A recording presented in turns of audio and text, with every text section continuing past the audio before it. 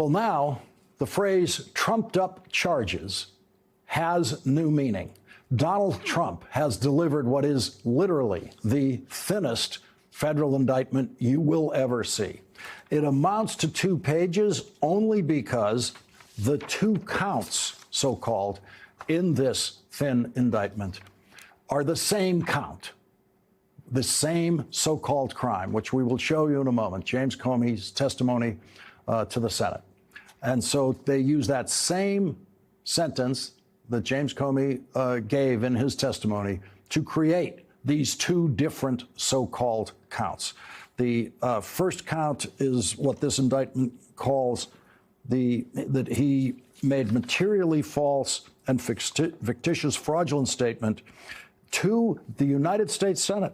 That is not something that Donald Trump has ever taken seriously before now.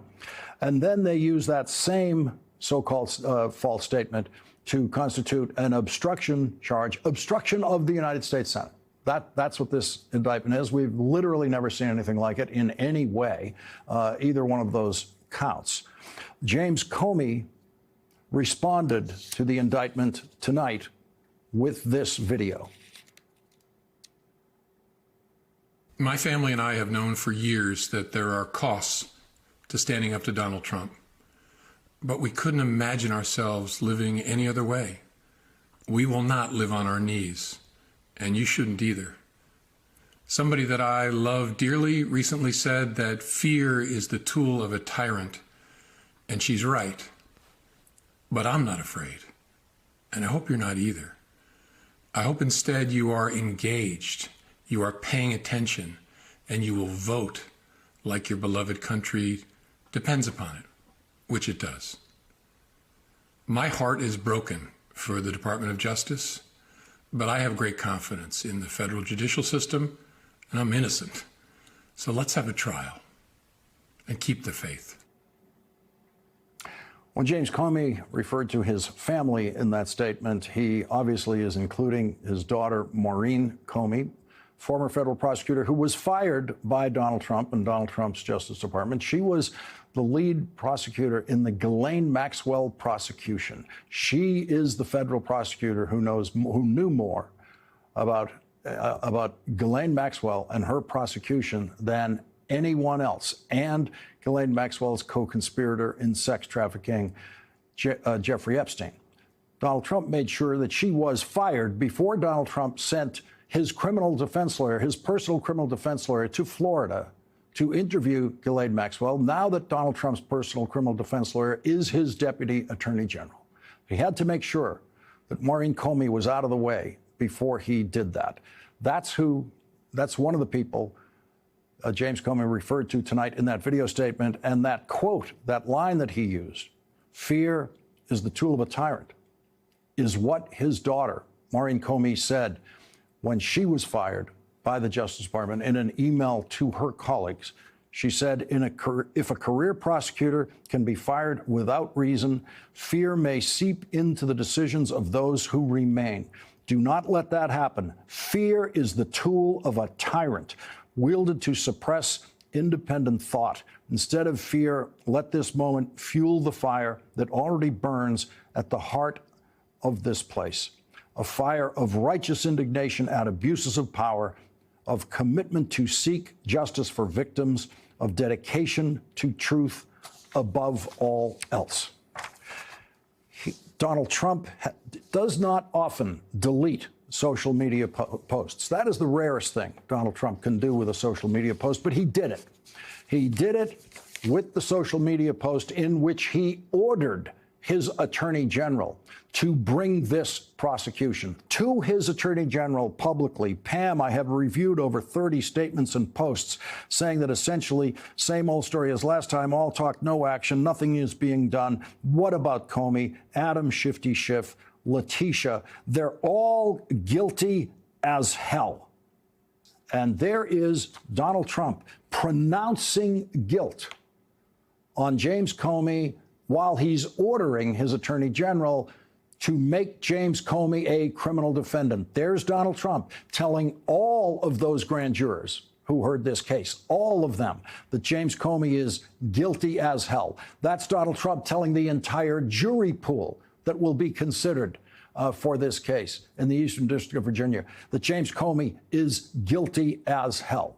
That is something that no president has ever done before Donald Trump. There was a moment when President Richard Nixon let slip publicly that he thought Charles Manson was guilty of those mass murders in Los Angeles, and President Nixon had to immediately retract that in a statement in writing for fear that that would create a mistrial in the prosecution of Charles Manson, and for fear that that would create prejudicial publicity that could harm Charles Manson ever getting a free trial, a fair trial in this country. Donald Trump has thrown that convention aside with his declaration that James Comey was guilty before James Comey was indicted. This is now all about this exchange that James Comey had with Senator Rafael Cruz in the Senate Judiciary Committee almost exactly 5 years ago tonight. Here is that exchange in its entirety. This is the entire body of evidence in this case. Here it is. On May 3rd, 2017, in this committee, Chairman Grassley asked you point blank, quote, "Have you ever been an anonymous source in news reports about matters relating to the Trump investigation or the Clinton investigation?" You responded under oath, quote, "Never." He then asked you, quote, "Have you ever authorized someone else at the FBI to be an anonymous source in news reports about the Trump investigation or the Clinton administration?" You responded again under oath, "No." Now, as you know, Mr. McCabe, who works for you, has publicly and repeatedly stated that he leaked information to the Wall Street Journal and that you were directly aware of it and that you directly authorized it.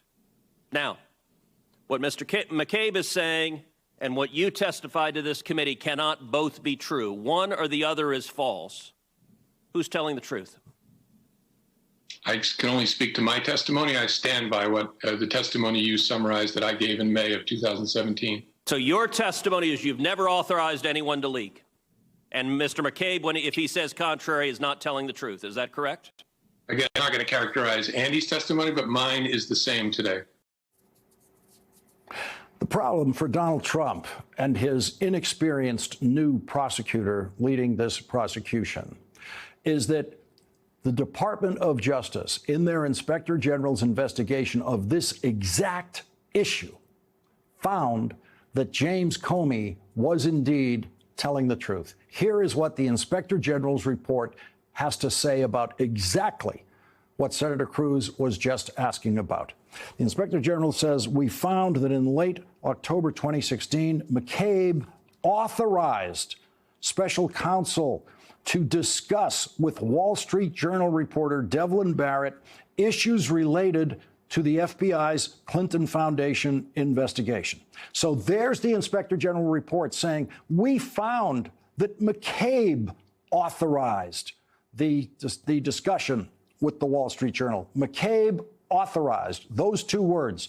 The jury in this case is going to see those two words. The grand jury in this case is very unlikely to ever have been presented with a single word of what you're about to hear right now. It is very unlikely that they ever showed the grand jury in this case the Inspector General's report, which goes on to say, in particular, McCabe authorized special counsel to disclose to Barrett the contents of a telephone call that had occurred on August 12, 2016, between McCabe and then Principal Associate Deputy Attorney General.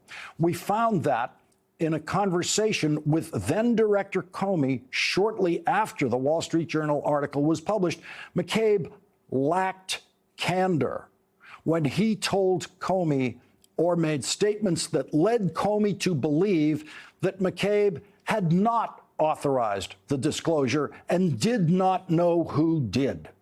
We also found that on May 9th, 2017, when questioned under oath by FBI agents from the Inspector General's office, McCabe lacked candor when he told the agents that he had not authorized the disclosure to the Wall Street Journal and did not know who did.